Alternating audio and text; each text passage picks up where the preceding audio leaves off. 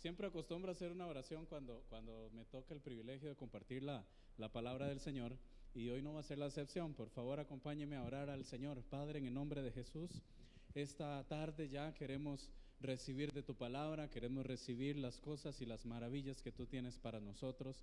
Te pedimos que nos hables, Dios, que sacudas dentro de nosotros algunas raíces que están tan profundas que a veces nos impiden abrir la mente a cosas nuevas en tu palabra. Te pedimos en el nombre de Jesús el Señor que tu Espíritu Santo nos hable, así como nos hemos estado predisponiendo en el tiempo de alabanza y en el tiempo de adoración, declarando tu palabra, exaltando tu nombre. Así también en este tiempo de palabra pueda tu Espíritu Santo ministrarnos y hablarnos en el nombre de Jesús el Señor. Amén. Gloria al Señor. Usted tiene allí por título, ya saben, las aplicaciones, todos los domingos les decimos. Si hay alguien nuevo, pues sabe que en la aplicación de la Biblia está el bosquejo, y si tiene Android, la aplicación de la congregación. Esto no es un anuncio, ya es costumbre decirlo. Así es que arrancamos. Tiene como título la enseñanza de hoy: cuando tu rostro no brilla. Qué tremendo. Y quiero, por favor, llevarlo a lo primero en lo que usted podría imaginar cuando hablamos de este tema, de la persona a la que le empezó a brillar el rostro cuando oraba con el Señor. En efecto, por favor, acompáñeme a Éxodo capítulo 34, versos del 29 al 35. Dice: y aconteció que descendiendo Moisés del monte Sinaí con las 2 tablas del testimonio en su mano, al descender del monte, no sabía Moisés que la piel de su rostro resplandecía después que hubo hablado con Dios.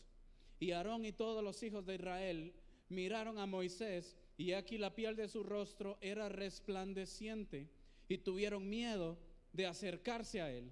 Entonces Moisés los llamó, y Aarón y todos los principales de la congregación volvieron a él.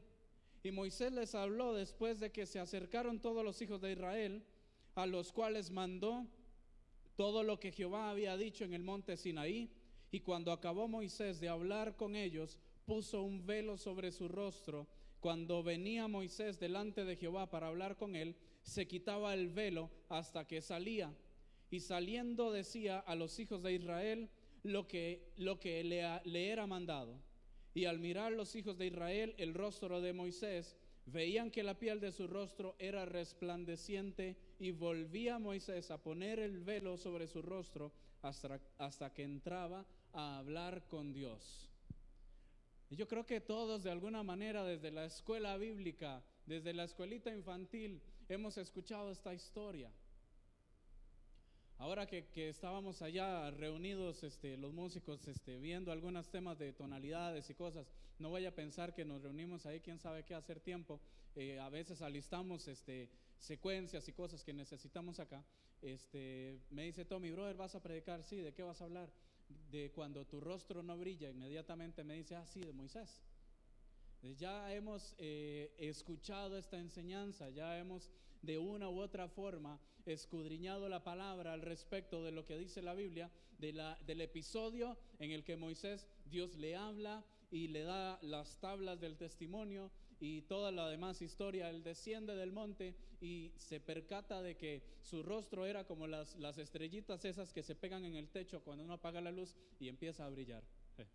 ¿Cómo habrá hecho para dormir Moisés en ese tiempo? Se me acaba de ocurrir. Yo tenía de esas estrellitas en el cuarto, y cuando apagaba la luz se iba viendo esa cosa, y cuando me daba cuenta habían pasado 2 horas y yo viendo para el techo. ¿Cómo habrá hecho Moisés y su esposa para dormir? Seguro por eso fue la idea de ponerse un velo. Y todos hemos escuchado esta historia, pero Pablo agrega otra parte a esta historia, que es la que yo quiero compartirle a usted esta mañana.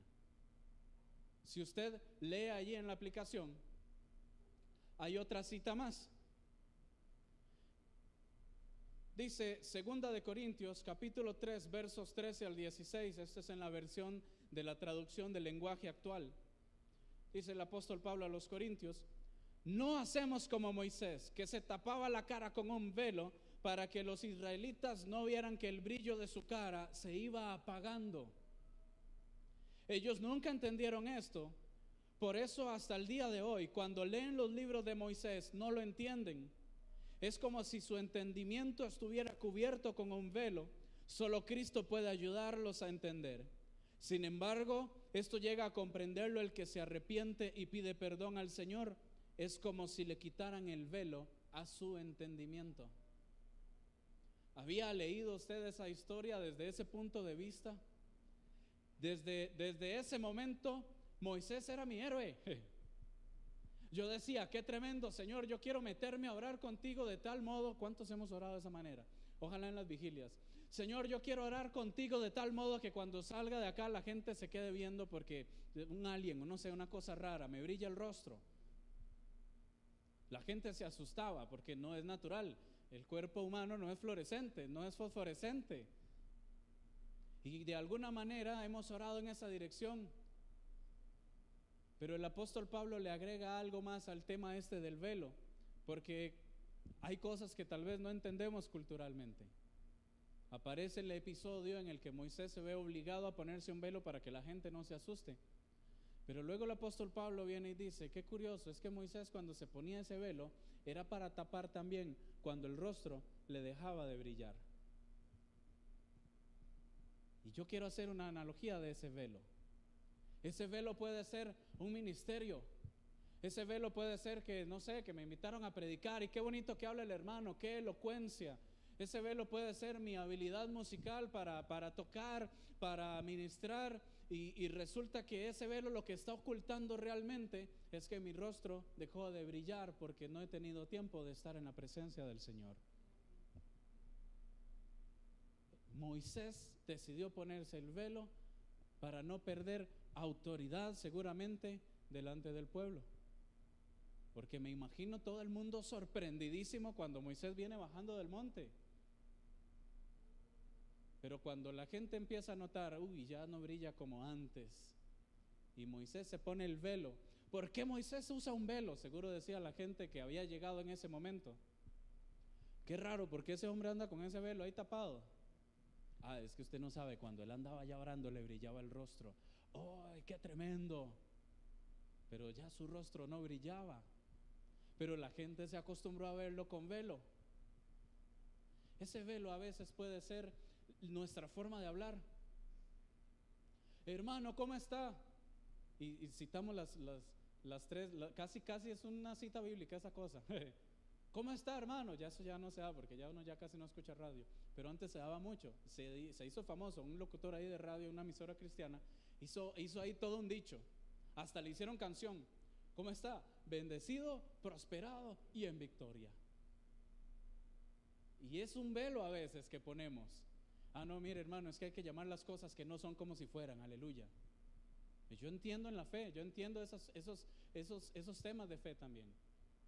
Pero tengamos cuidado a veces cuando estamos poniendo ese velo, cuando estamos escondiéndonos detrás de lo que ya hacemos por costumbre y lo que realmente estamos ocultando es que nuestro rostro ya no brilla porque hace tiempo dejamos la intimidad con Dios. Quiero continuar en esta mañana. Pablo menciona al final del verso 16 que este velo no estaba disimulando ante el pueblo nuestro brillo cuando se está apagando, sino realmente es un velo que cubre nuestro entendimiento también. Luego Pablo explica que la única manera de quitar ese velo en nosotros es arrepentirnos y pedirle perdón al Señor.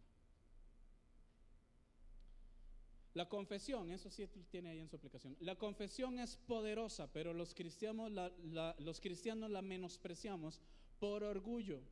Permítame, por favor, sacudirle la silla de su comodidad espiritual para que comprenda el poder de la confesión.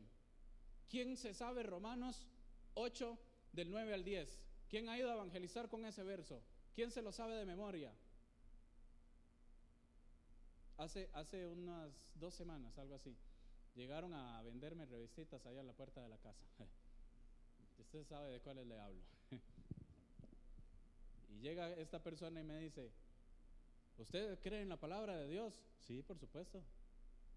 ¿Usted cree que las cosas que estamos viviendo actualmente es porque la gente se ha alejado de la palabra de Dios? Sí, claro, por supuesto.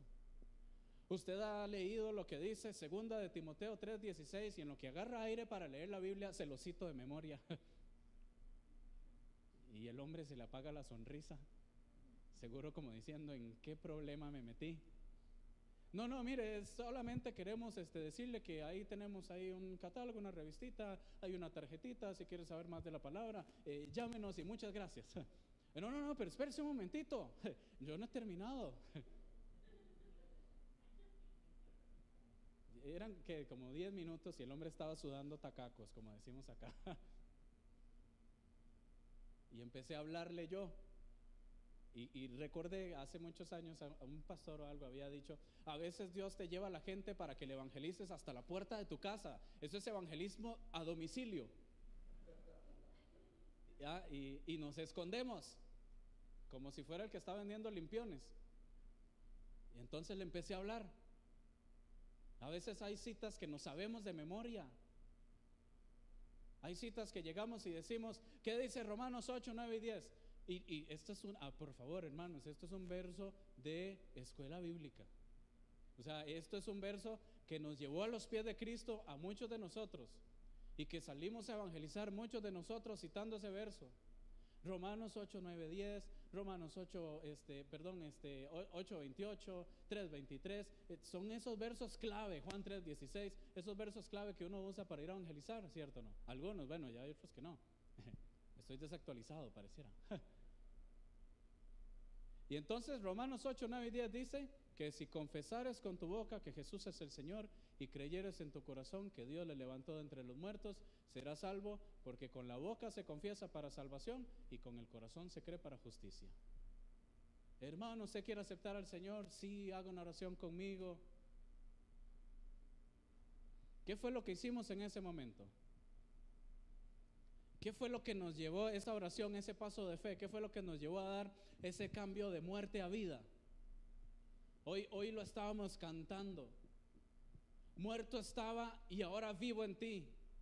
¿Qué fue ese paso de fe que dimos?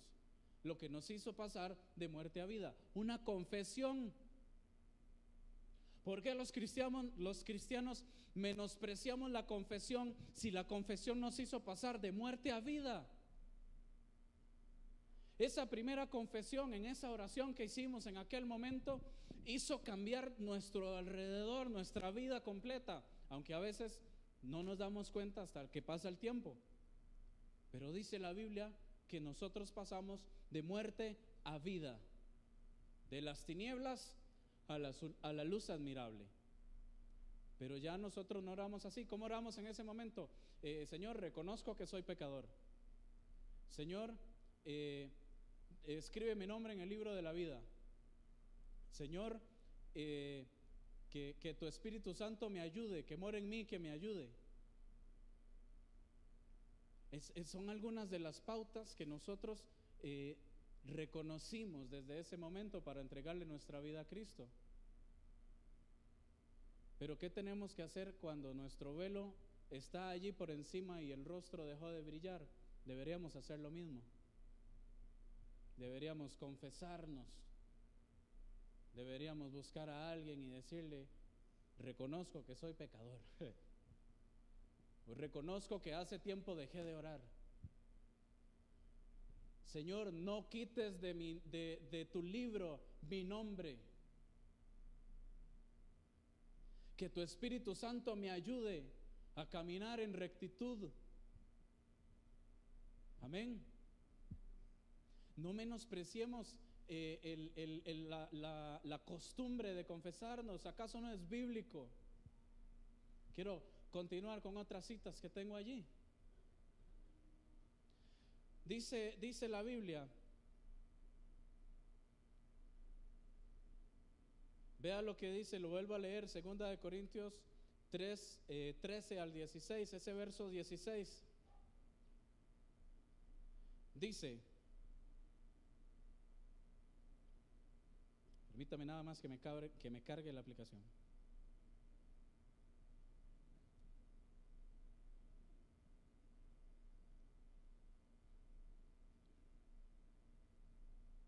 Dice la palabra del Señor. El verso 16 dice, sin embargo, esto llega a comprenderlo el que se arrepiente y pide perdón al Señor, ahí es como que se le quitara el velo de su entendimiento. Pablo está también usando una referencia de ese velo, no como algo que yo estoy poniendo para que la gente no vea cuando dejé de brillar, sino que Pablo también está diciendo, ese velo a veces es lo que nos tapa el entendimiento. Y la única manera de que se caiga ese velo para poderlo entender es arrepentirse y pedirle perdón al Señor. Ahí es donde se cae ese velo. ¿Qué dice Primera de Corintios 9, verso 27? Dice el apóstol Pablo, sino que golpeo mi cuerpo y lo pongo en servidumbre, no sea que habiendo sido heraldo para otros, yo mismo venga a ser eliminado. ¿Por qué a veces no oramos como cuando nos convertimos? Bueno, porque ya nosotros estamos en otro nivel. Y vea, por ejemplo, lo que dice Hebreos 2, verso 3, dice, ¿cómo escaparemos nosotros si descuidamos una salvación tan grande, la cual habiendo sido anunciada primeramente por el Señor, nos fue confirmada por los que oyeron? Esta razón es la que debería pesar entre nosotros al saber que debemos cuidar esta salvación y ya no estamos pecando tal vez deliberadamente como el mundo, ya no nos portamos tan mal como antes, ya no damos mal testimonio, pero tengamos cuidado de no estar cayendo en otro pecado.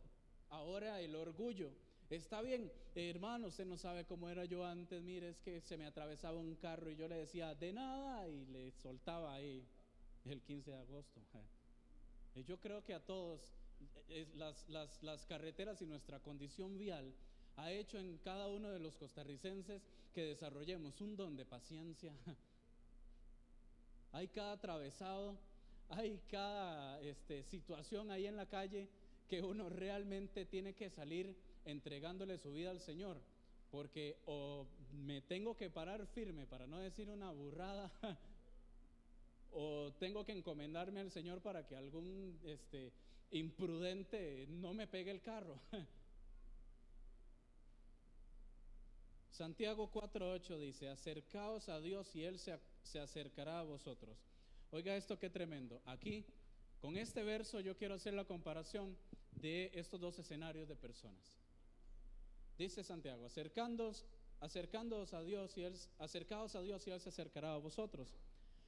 Pecadores, limpiad las manos, y vosotros los de doble ánimo, purificad los corazones. Esta palabra doble ánimo en original es disujos, es como con una P muda, y significa de doble espíritu también, vacilante en opinión o propósito, o de doble ánimo. Entonces dice, partamos desde un principio, los pecadores, los que no han llegado a Cristo, etcétera, conviértanse, purifiquen sus almas, limpiad las manos. Pero vosotros, los de doble ánimo, los que son de doble espíritu, los que parece que yo tengo el Espíritu Santo, pero parece que también me gobierna otro espíritu, los que somos vacilantes tanto en opinión y en propósito. Un día pensamos algo y el otro día pensamos lo contrario. Los que son de doble ánimo, los que son de doble manera de pensar. Dice, purificad vuestros corazones. Yo creo que acá en este punto es donde necesitamos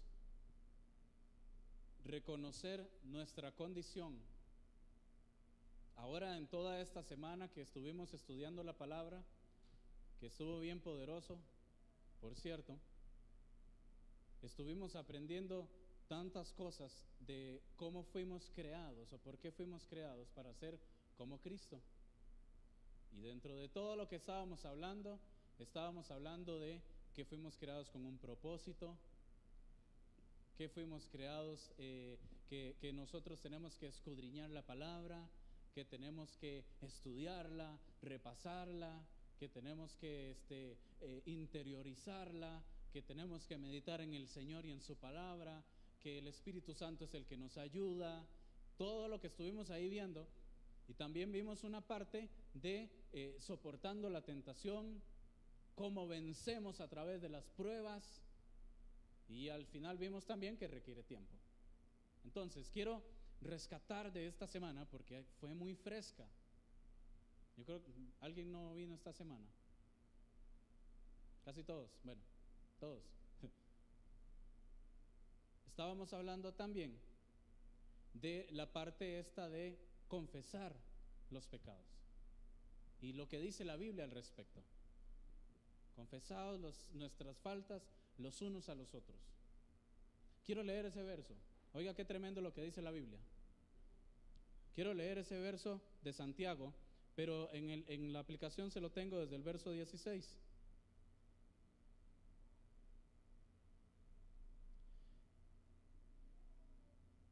Santiago 5, pero lo voy a leer desde antes.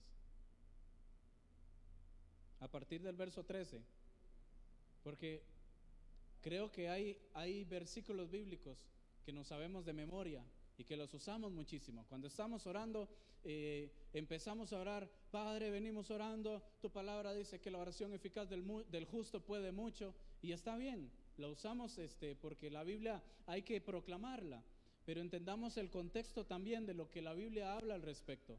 Dice Santiago, ¿está alguno entre vosotros afligido? Haga oración. ¿Está alguno alegre? Cante alabanzas.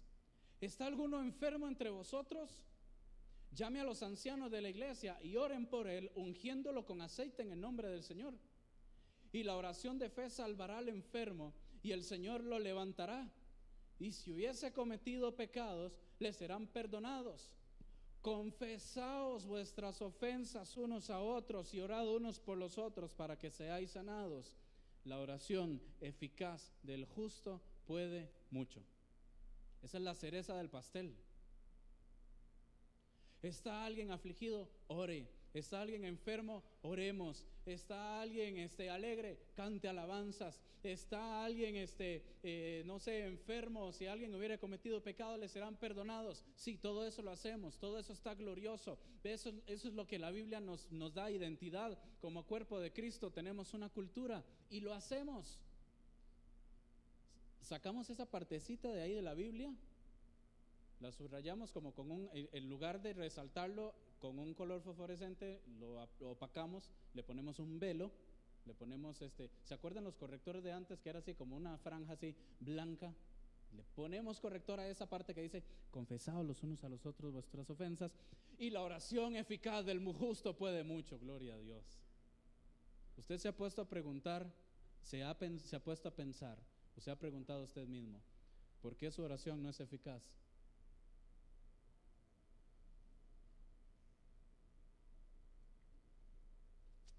Minuto de silencio, ya sé lo que siente el pastor.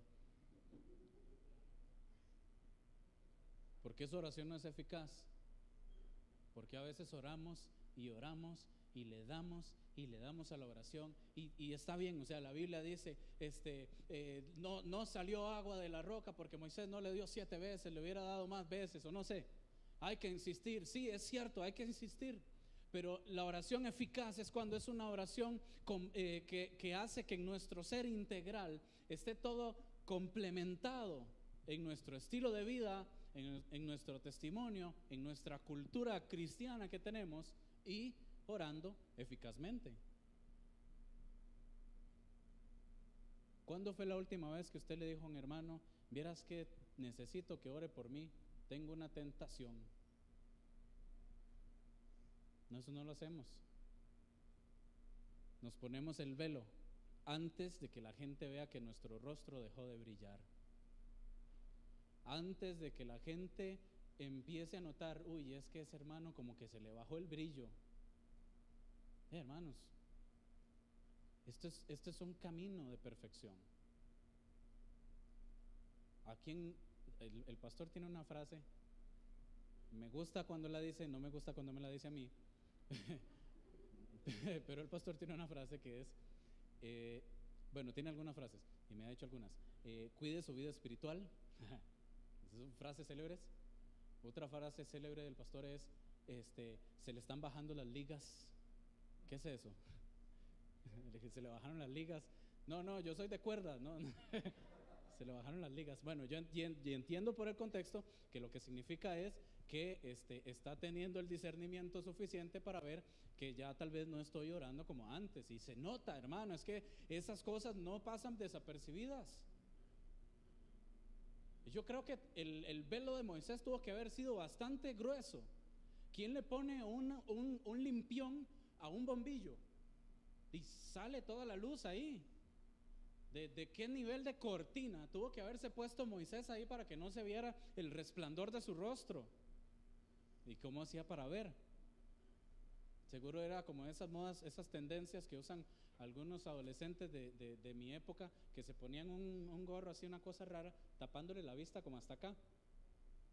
Y tenía un compañero que era bien maldoso y que cada vez que los veía pasar les ponía el brazo así a nivel de la frente para que no lo vieran. Y ¿cómo hacía? El bullying toda la vida existió, lo que pasa es que antes no se llamaba así. ¿Cómo hacía Moisés para caminar con ese velo, con esa cosa? A veces nos acostumbramos tanto a lo nuestro, nos acostumbramos tanto a venir a la iglesia, nos acostumbramos tanto a servir al Señor, nos acostumbramos tanto, como dice la Biblia, estamos tan afanados por la obra que descuidamos lo de Marta: sentarse a escuchar, sentarse a recibir, sentarse a los pies del maestro. Y tal vez no solo acá en la congregación, propiciar tiempos de devocional con el Señor, propiciar tiempos de intimidad con el Señor. No deje que ese velo le impida a usted ser honesto, porque la primera oración de fe nos hizo pasar de muerte a vida. Esa primera oración de fe en la que dijimos: Señor, reconozco que soy pecador, lávame con tu sangre, que tu Espíritu Santo me ayude, escribe mi nombre en el libro de la vida, y me voy entendiendo, o tal vez no entendiendo, pero tal vez con esa convicción de fe de que hice algo, di un paso de fe, y me voy para la casa a desarrollar toda una comunión con Dios. Bueno, ¿qué pasa si nosotros no la hacemos? Ya estamos en el Señor, pero ya no oramos así. ¿Cuándo fue la última vez que usted oró y dijo: Señor, reconozco que te he fallado? Señor, reconozco que necesito que tu Espíritu Santo me ayude. Señor, no borres de tu libro mi nombre. ¿Verdad? Porque ya no oramos así, ya ahora estamos en otro nivel. Pero si esa confesión nos hizo pasar de muerte a vida, no confesar nos podría hacer pasar de vida a muerte. El apóstol Pablo dijo: no sea que siendo yo heraldo para muchos, después venga a ser cortado. Dice Santiago: ¿cómo pues sobreviviremos si descuidamos una salvación tan grande? Y por eso quiero motivarle también, porque necesitamos tener alguien de confianza a veces, alguien espiritualmente maduro, que le podamos decir: ayúdeme a orar. Estoy pasando por una situación en mi vida que necesito apoyo en oración. ¿Qué les parece? Claro, no cualquiera, uno no viene y pone todas sus pruebas en Facebook, ¿verdad? Hay cosas que son privadas, eso se maneja en el inbox. Hablemos por mensaje interno, por favor, eso no se pone en el muro. Bueno, necesitamos a alguien a veces que, sin que, ¿verdad?, que tenga ese discernimiento suficiente para decirte: brother, ¿cómo está tu vida espiritual?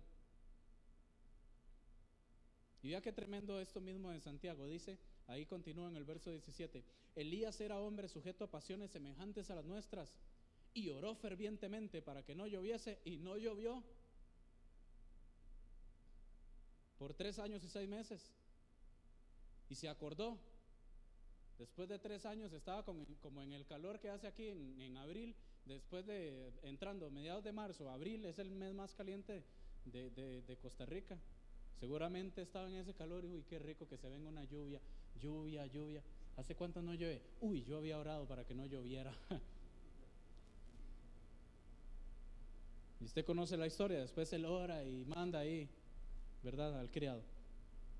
Hermanos, si alguno de vosotros se ha extraviado de la verdad y alguno le hace volver, sepa que el que le haga volver al pecador del error de su camino, salvará de muerte un alma y cubrirá multitud de pecados.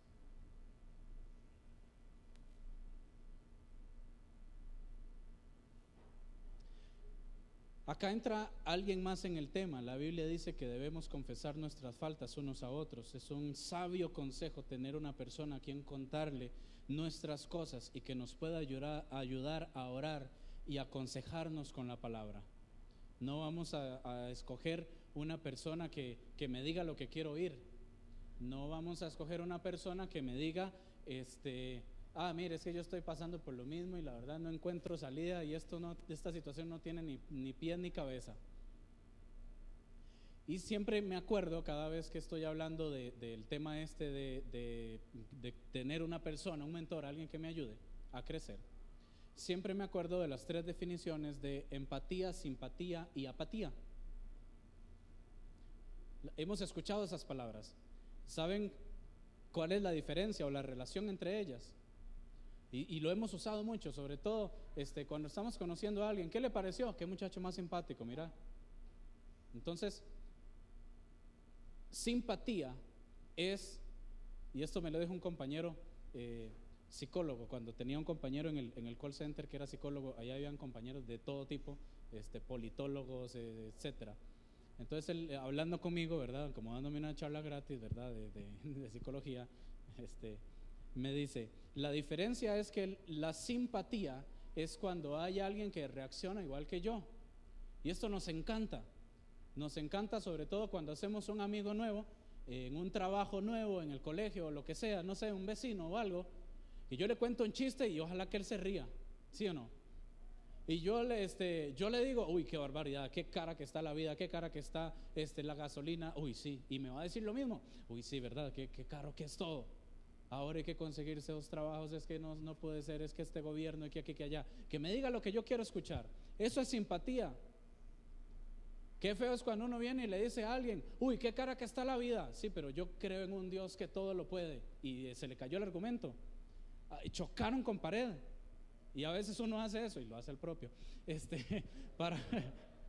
para que la gente como que vea, siente un precedente que uno es diferente, que no se pasa quejando.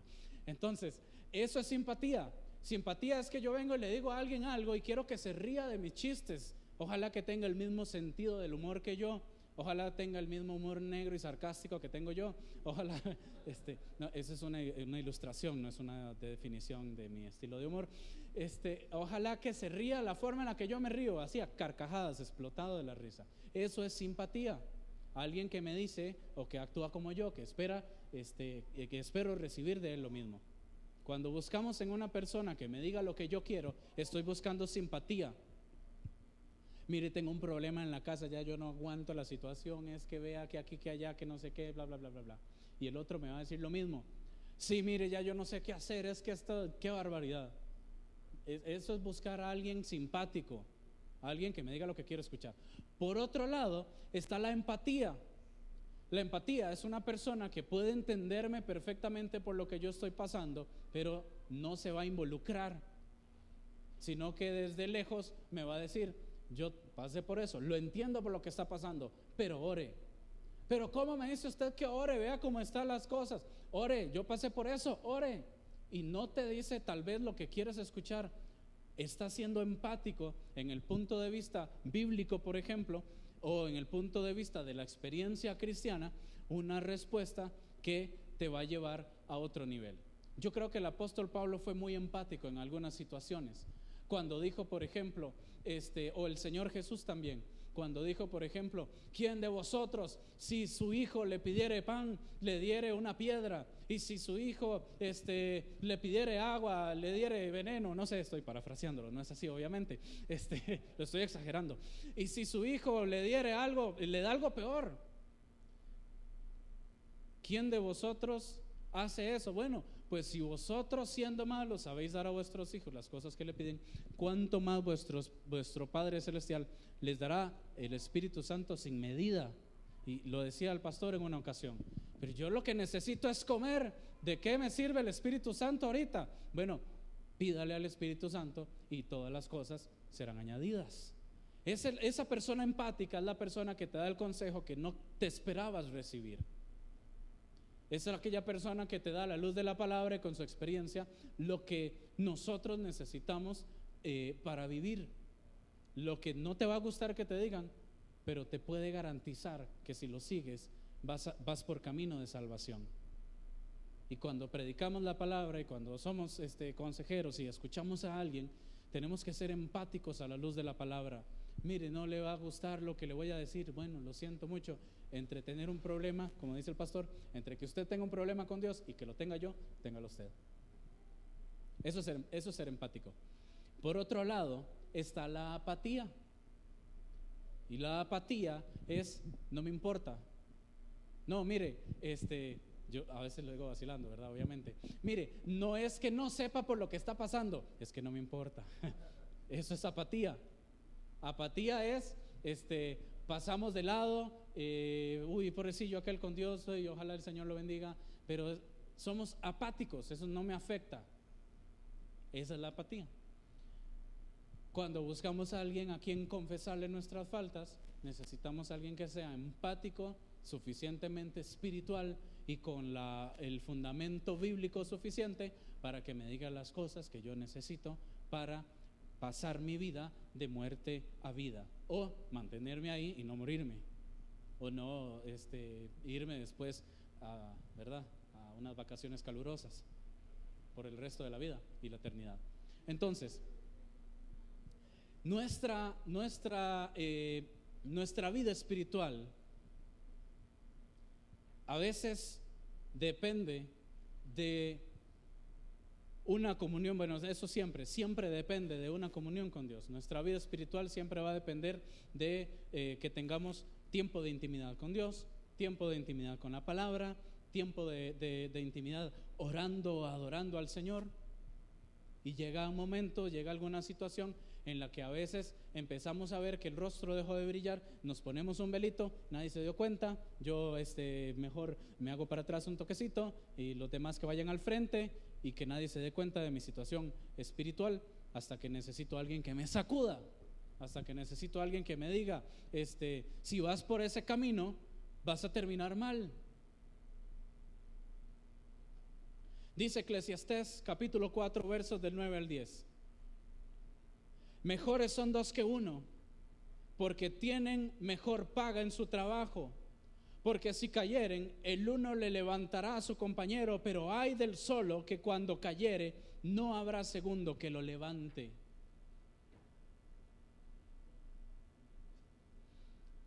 Quiero ir concluyendo este mensaje. Dice en conclusión, ahí lo tienen en la aplicación: no podemos evitar que nuestro rostro deje de brillar, pero sí podemos evitar poner velos que nos engañen a nosotros mismos. Cuando esto pasa, debemos acudir a la confesión, por la cual podemos ser liberados y restaurados en nuestra comunión con Dios.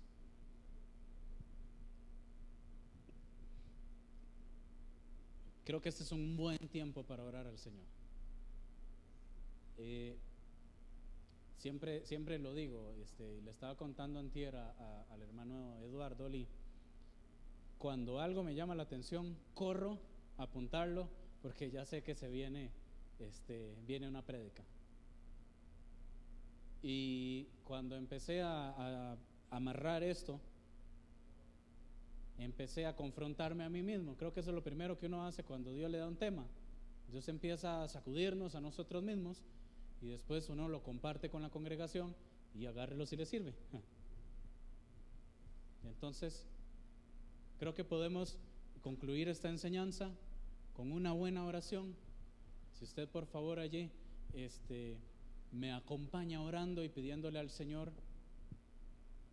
Padre, en el nombre de Jesús el Señor, en esta hora reconocemos que te hemos fallado.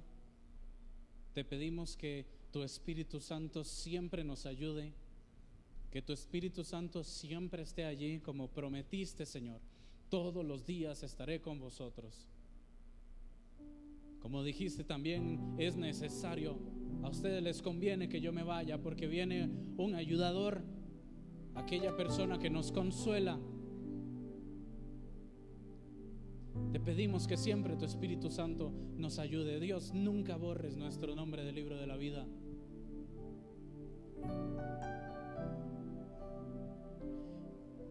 Y haznos pasar siempre, haznos estar siempre, como dice tu palabra, en tus alturas, como dice tu palabra, a la diestra de tu presencia.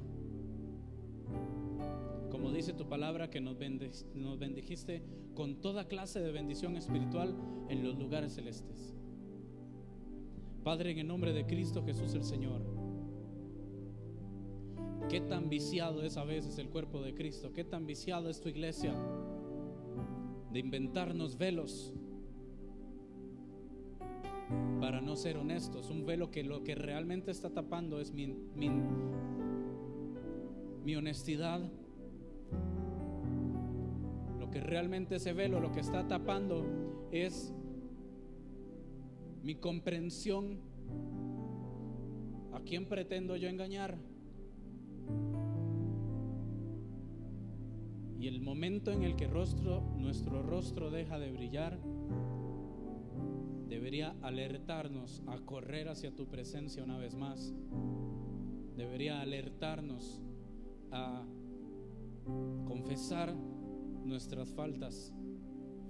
Debería motivarnos a entrar en tu presencia corriendo una vez más antes de que sea demasiado tarde. Padre, te pedimos que escribas este mensaje en nuestro corazón, que escribas esta enseñanza en nuestra vida como una actitud de quien te ama y de quien, sin importar lo que la gente pueda decir, está primero nuestra relación contigo.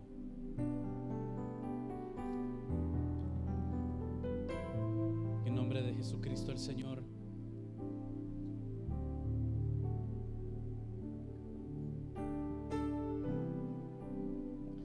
En el nombre de Jesús el Señor, manténgase ahí un momento en su presencia, solo un momento más.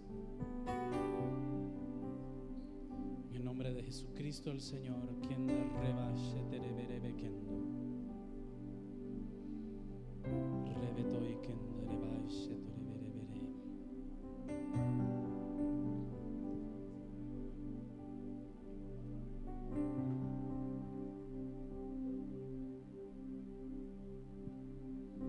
En el nombre de Jesús, saque un momentito nada más para declararle esto al Señor por medio de esta canción.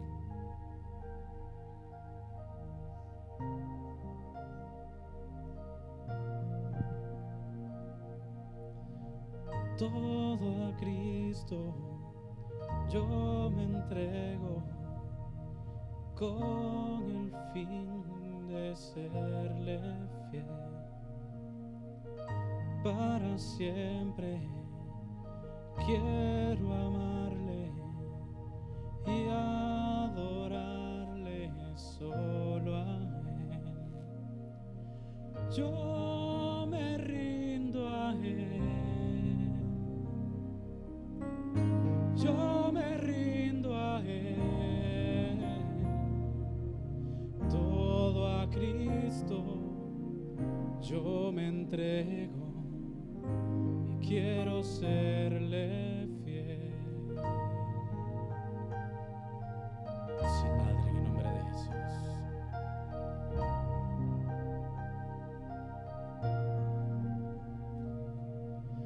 Todo a Cristo yo me entrego con el fin de serle fiel.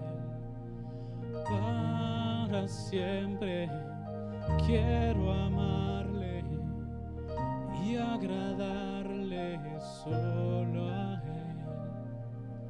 Yo me rindo a Él. Yo me rindo a Él.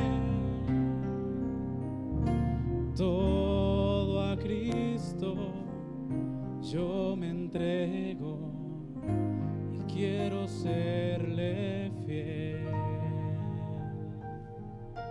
Padre, en el nombre de Jesucristo el Señor, nos rendimos en esta mañana a ti. Nos rendimos a tu presencia, Señor. Nos rendimos ante tu Espíritu Santo, ante tu palabra, porque queremos amarte siempre y agradarte siempre. Por eso queremos rendir nuestra vida a ti, Señor. Por eso queremos rendir todo nuestro ser a ti. Antes de aparentar cualquier cosa, antes de agradar a los hombres, que podamos rendirte nuestra vida a ti y agradarte. Y por favor, acompáñeme a cantar el coro una vez más. Yo me rindo a Él. Yo me rindo a Él.